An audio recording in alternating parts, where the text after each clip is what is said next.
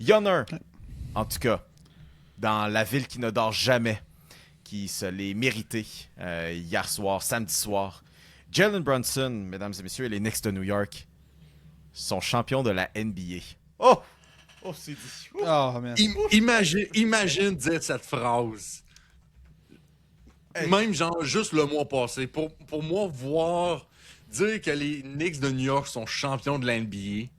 Jamais j'aurais cru ça. Hey, pense ces idons, là.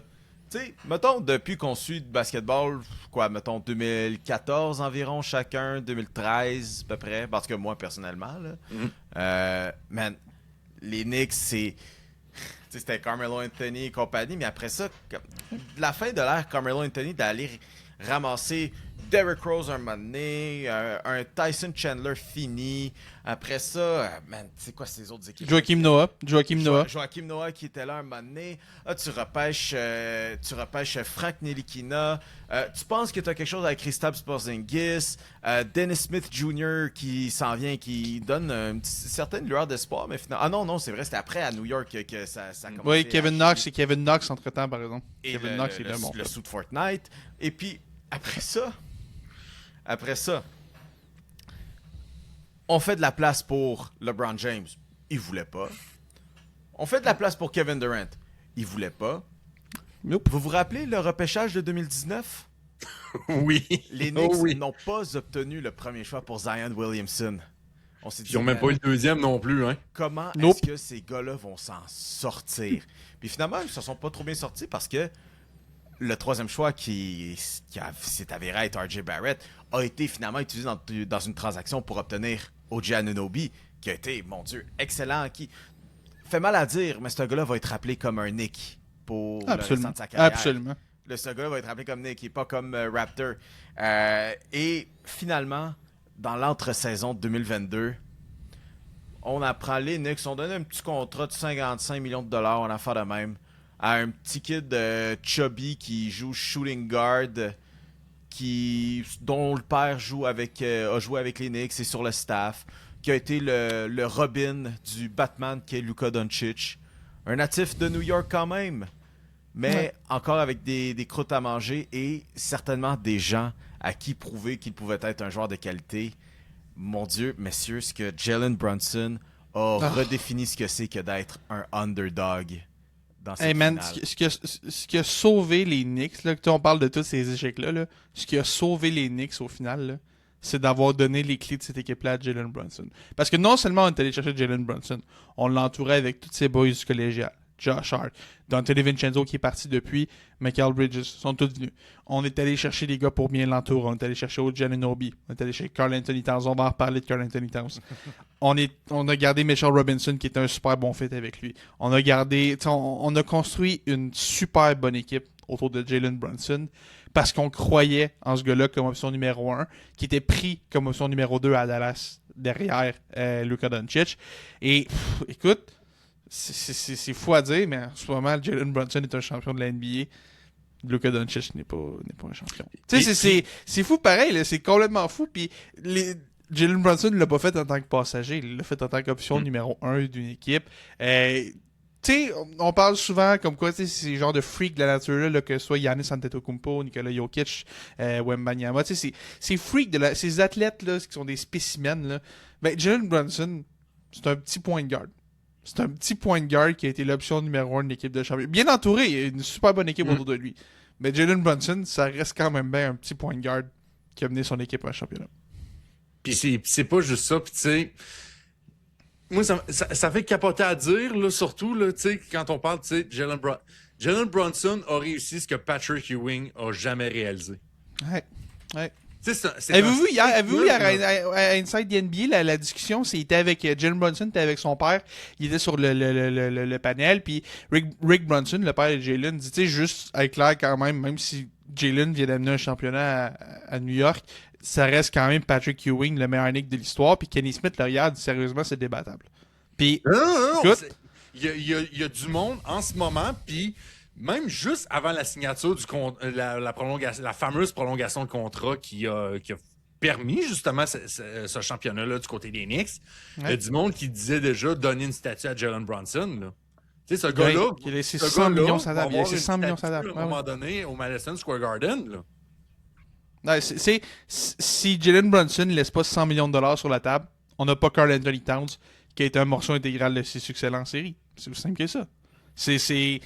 Jalen Brunson a pris sur lui, a laissé 100 millions de dollars sur la table, et là, je suis curieux de voir est-ce qu'il y en a d'autres qui vont faire ça. Parce que, écoute, Brunson, avec les Knicks. Ailleurs. Est-ce qu'il y a quelqu'un d'autre qui va voir ce que Jalen Brunson a fait et faire hey, tu sais quoi?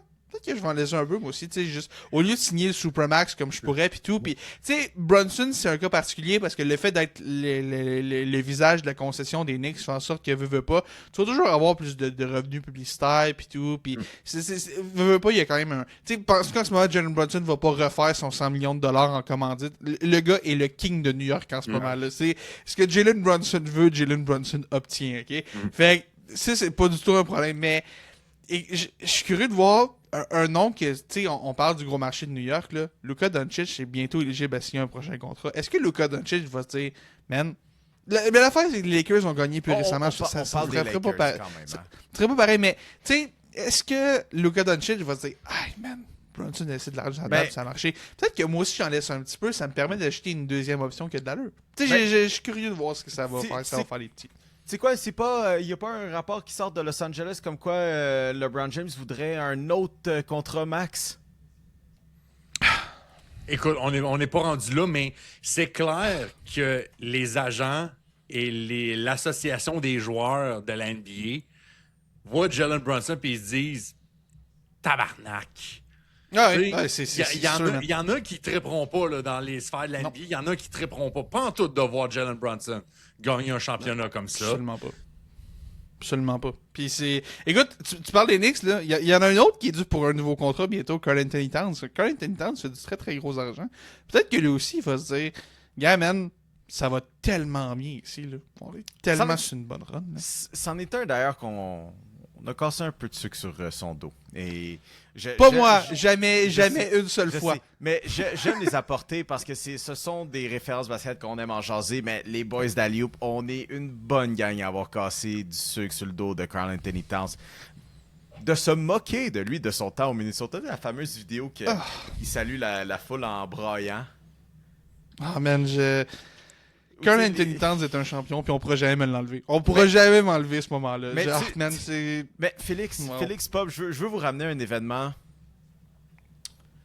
2018, automne 2018, quand l'entraînement de la NBA, Jimmy Butler est avec les Timberwolves du Minnesota, s'apprêtait à embarquer une deuxième saison complète avec les Timberwolves. Après, une première année correcte avec ce nouveau groupe qu'on a tenté de construire. Et finalement, on apprend un peu de nulle part qu'il a demandé un échange. OK. Mais en plus de ça, on apprend que, mon Dieu, il a pogné du beef avec tout le monde et il a pris une équipe des third stringers, fait que des gars bien loin en sortie de banc durant un entraînement. A pogné, après ça, de l'autre côté, Andrew Wiggins, peu importe qui était là, Jeff Teague, Karl Anthony Towns, tout ça, vous autres ensemble, et ils les avaient battus. Puis je me rappelle dans ce temps-là, quand c'est sorti, on est comme wow. Tu sais, toute équipe voudrait avoir un gars comme Jimmy Butler, tu sais.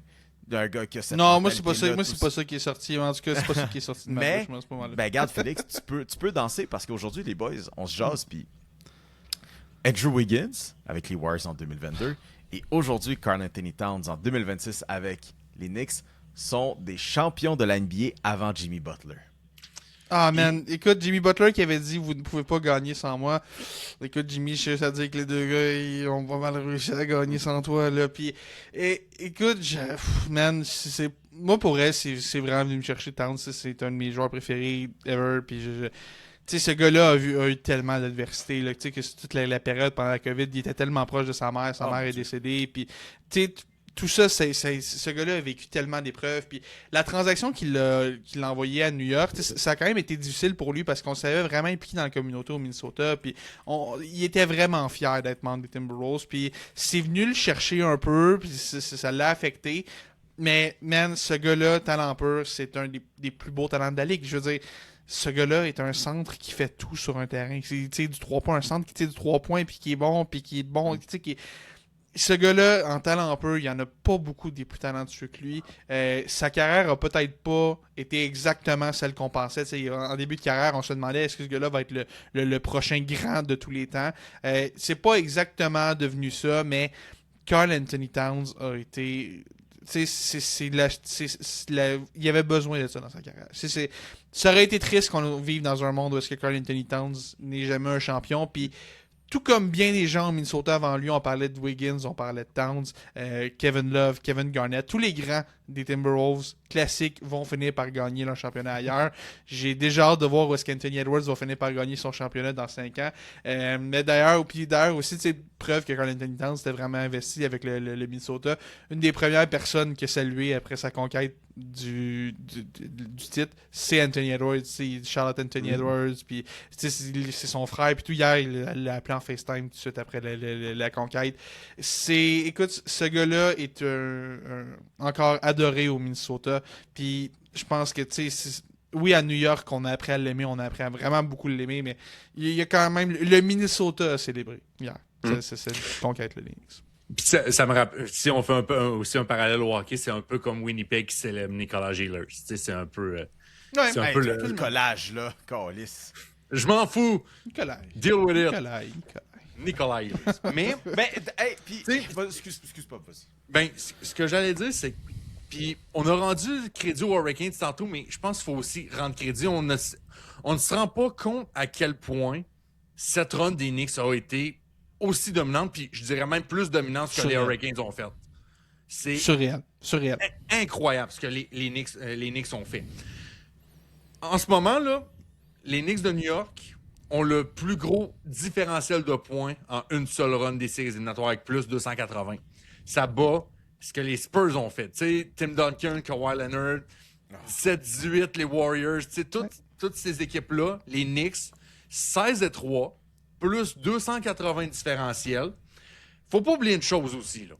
Les Knicks sont devenus la 3e équipe durant cette finale-là à être l'équipe underdog et à remporter les 2 premiers matchs de la série sur la route. Il y avait juste 2 équipes dans l'histoire de l'NBA qui avaient fait ça, juste avant. C'est fou. Est loin l'époque quand même où est-ce que CJ McCollum leur donnait la business en première ronde. Hein? Ouais. Et doit-on ajouter... C'est quoi le pire? J'ai regardé tantôt. Prenez les 3 défaites des Knicks durant cette série éliminatoire. C'est quoi leur différentiel au total? C'est genre c'est moins 6, genre c'est quelque chose de c'est ridicule. Moins 5. C'est ça. Il avait perdu les 2 matchs contre les Hawks par 1 point. Doit-on ajouter aussi que les Knicks, dans chacun de ces 5 matchs-là qui se sont joués contre les Spurs, les 5 fois, ils ont été menés par plus de 10 points. Dont le fameux match 4 qui a pas mal scellé l'issue de la chose. Hein. Mais puis tu sais, même Victor Wembanyama, il y a eu le discours après. Comme... On a dominé, tu sais. Oui, mais t'as pas closé. Puis c'est pour ça que la résilience des Knicks a eu le dessus. Les Knicks de New York, en fait, les Spurs de San Antonio ont mené la série pendant 76% du temps et ont perdu en 5. Ouais. C'est pas juste perdre en 7 un match beyond la Nord, là. T'as perdu en 5 alors que plus du 3/4 du temps, tu menais au tableau. C'est fou, là. Puis ça fait juste pousser la question. Est-ce que les Knicks étaient forts? Oui. Mais est-ce que les Spurs ont été leur pire ennemi à cause de leur inexpérience? Oh, mon Dieu! Deuxième plus jeune équipe de l'histoire quand même à se rendre en finale NBA, là. Ouais. Écoute, je rebondis un peu là-dessus parce que c'est justement le point que je voulais amener, là. Moi, s'il y a un gars dans toute cette finale-là qui m'a vraiment déçu puis que j'ai vraiment des sérieux doutes sur lui, là, Mitch Johnson, c'est épouvantable. Épouvantable. Tu sais, le fameux mime, là, les lumières étaient trop... Les lumières étaient trop fortes. Les lumières étaient trop fortes, puis... Tu sais, man, c'est quasiment se demander est-ce qu'une éventuelle dynastie des Spurs peut commencer tant et aussi longtemps que Mitch Johnson est là. Tu sais, il y a tout le temps le gars que la dynastie commence après toi, là. Ben, pour les Spurs, c'est peut-être Mitch Johnson. c'est le nombre de fois qu'on a senti ce gars-là complètement dépassé par les événements. Tu sais, qu'on l'a vu en fin de match, justement, il était épouvantable. Puis, écoute, moi, ça, je pense que c'est le truc qui m'a le plus marqué. Devin Vassell, après le match hier, a parlé de la saison de Dylan Harper. Et il s'est mis à raconter que Dylan Harper était fâché à propos de son temps de jeu puis de la façon qu'il était utilisé, en disant que tout le monde savait qu'il était talentueux, mais, tu sais, Dylan Harper était pas content, puis il voulait l'utiliser davantage, puis il a step up quand on a eu besoin de lui. Bon, pas pour les lancers francs hier, mais ça, c'est une autre histoire. Puis, tu sais, je blâmerais pas Mitch Johnson de ne pas avoir donné les clés de l'équipe à une recrue, surtout quand tu as Victor Wembanyama qui est là, mais je pense qu'effectivement, n'importe qui regardait les Spurs se disait, man, Dylan Harper, c'est ce gars-là, tu lui donnes le ballon, ça passe. Là. Puis, écoute, on a toujours senti qu'on le tenait un petit peu, puis on l'a jamais comme vraiment lâché lousse, puis on lui a dit vas-y, puis écoute, Wembanyama n'a pas eu une finale particulièrement des erreurs mentales, j'ai été vraiment déçu de la finale de Wembanyama aussi, mais tu sais, à la limite, ce gars-là est jeune, bon, ça c'est de l'expérience et tout. Mitch Johnson, pour vrai, cette série-là me fait poser de sérieuses questions sur à quel point c'est vraiment le gars à San Antonio. Tu sais, les Knicks ont eu besoin de congédier Tom Thibodeau pour aller voir Mike Brown. Je sais pas qui serait le coach idéal pour ces Spurs-là, mais sérieusement, je ne pense pas que cette équipe-là peut gagner un titre avec Mitch Johnson. J'ai des sérieux doutes après ce que j'ai vu dans cette finale-là. Au pire, les Spurs appelleront Mike Babcock. Non, mais en vrai, moi, un coach que j'aurais aimé, c'est Michael Malone. Mais bon, il a accepté un poste à UNC, fait que... Ouais. T'oublies ça Mais direct. mais en même temps, je regarde tout ça, là. Les Spurs... OK, mettons vous êtes 2 partisans des Spurs au mois de septembre, OK? Votre équipe préférée finit 34-48 en 24-25. On vous dit, votre équipe va être deuxième seed dans l'Ouest. Va avoir 28 victoires de plus que la saison régulière. Puis vous allez en finale de la NBA. Allez-vous être heureux? Le prenez-vous? Écoute, j'ai la même réaction que pour le Canadien. Je suis très content. Saison vraiment qui surpasse mes attentes de loin. Mais j'ai quand même certaines petites choses sur la manière dont ça s'est terminé qui m'ont laissé un peu sur mon appétit. Un peu comme, j'ai pas aimé que Martin Saint-Louis fasse pas de changement. J'ai pas aimé que les ajustements que Mitch Johnson a fait, la manière dont il a géré ses matchs. Il y a beaucoup de choses que j'ai pas aimé. J'ai vraiment senti un coach qui était complètement dépassé. Puis je pense que ça paraît aussi... Puis man, moi, je suis content, là, Mike Brown. Mike Brown, ça a tellement été un de mes coachs préférés. Personnalité incroyable, qui nous a donné des bons clips, des bons memes aussi avec le laptop, puis montre comment j'ai pas une faute. Puis il se fait congédier à Sacramento après 2-3 jours après avoir montré comment son plan de match fonctionnait un peu crissé De'Aaron Fox en dessous de l'autobus, un autre d'ailleurs qui ouais, lui aussi d'ailleurs, le premier du monde à San Antonio qui veut le mettre en dessous de l'autobus. Seigneur, deuxième demi du match numéro 4, sérieusement, tu pourrais me faire croire qu'il y avait de l'argent sur les Knicks en deuxième moitié. Mais c'est ça, bref, quand ça a été annoncé que Mike Brown s'était fait congédier à Sacramento, je suis comme, quoi? C'est celui qui a monté tout ça, là. Le jour que ce gars s'est fait congédier, le beam, hein, le rayon à Sacramento, et il mourut, puis regardez-là à New York, man, de le voir. Puis ça, by the way, puis regardez Sacramento aussi. Ben oui, puis, tu sais, pensez, oui, c'était à une autre époque, hein, c'était il y a 19 ans, mais il avait amené les Cavaliers et un LeBron James de l'âge de Félix en finale. Puis LeBron James qui disait comme quoi c'était un entraîneur un peu merdique, pour le paraphraser, hein, puis... Regarde-le aujourd'hui. Tu es en train de dire que Mike Brown serait capable de m'amener en finale? Il y a juste un moyen de savoir la réponse. Félix, les boys, ça se peut que je sois pas disponible l'année prochaine pour le podcast. Félix, t'es 6-4. Tu pourrais jouer t'es plus grand que Jalen Brunson? Écoute, si Jalen Brunson peut gagner un championnat avec Mike Brown, pourquoi pas moi? Ça me fait rire. Il y avait du monde qui disait genre, hey, si les Knicks peuvent gagner un championnat, les Wizards de Washington peuvent gagner un championnat. Peut-être. Le pays, avec Trae Young et Anthony Davis, c'est comme... le pays, c'est dites-le pas trop fort. Dites-le pas trop fort, mais les Wizards ont quand même quelque chose de... Et puis comme à chaque année, ils m'ont trouvé une moyenne foirée, mais il y a un petit quelque chose d'intéressant qui se passe à Washington. Trae Young a livré une entrevue d'ailleurs cette semaine. Disait que Je suis tellement content de ne pas l'avoir lu. tu fais bien. Mais non, mais ça a donné que j'ai scrollé puis je l'ai pogné.